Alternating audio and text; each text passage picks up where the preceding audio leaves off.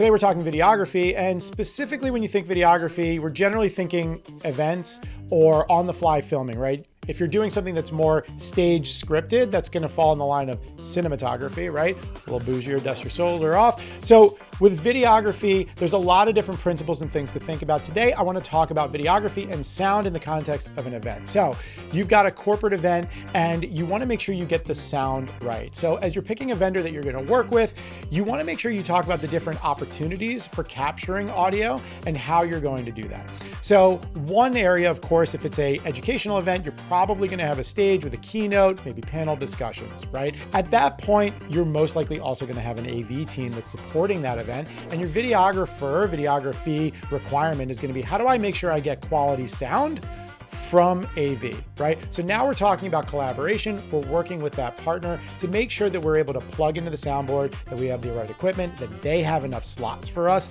in their mixer, right, to give us that audio. And then we're going to be able to get quality sound from the stage. If you're like me though, you want redundancy, right? Because at the end of the day, mistakes happen and we'd like to be not completely beholden to what AV is doing or not doing, no offense. So one of the things that we will try to do is find other ways to capture that sound. Now on a panel discussion, it's challenging because most of the time there isn't an opportunity to mic every single person on the stage with a separate lav. We call that double laving, right? One lav that goes to AV, one lav that goes to us.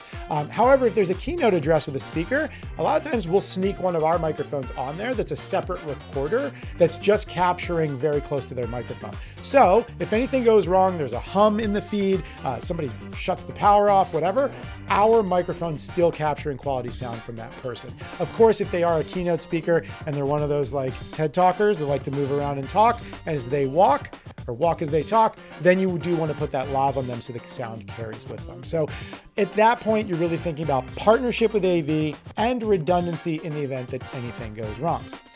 On the flip side, you might have something like feet on the street interview requirements, right? Where we're going to walk around and stop attendees randomly throughout the show and get them to talk to us for anywhere for 5 minutes to get a couple sound bites. When this is happening, you want to make sure you have dedicated lavs and even a boom mic that you can use to quickly get quality sound from those folks. You might see those cameras where it's got the little shotgun mic hanging on the top of it, and those are probably a very okay plan B, but getting that sound as close to their lips as possible is where you're going to get the warmest, highest quality sound.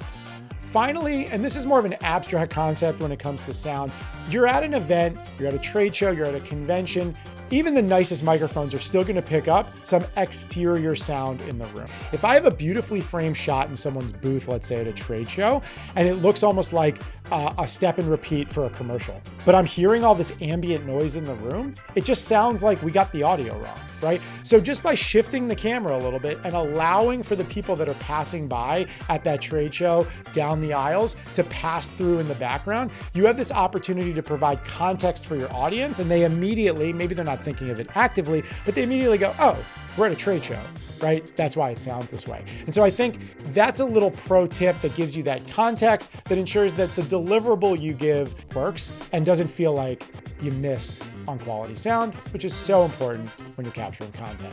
If you like this video, please like it, share it, subscribe to us to see more of it, and of course, check in for more content as we create it. Thanks so much.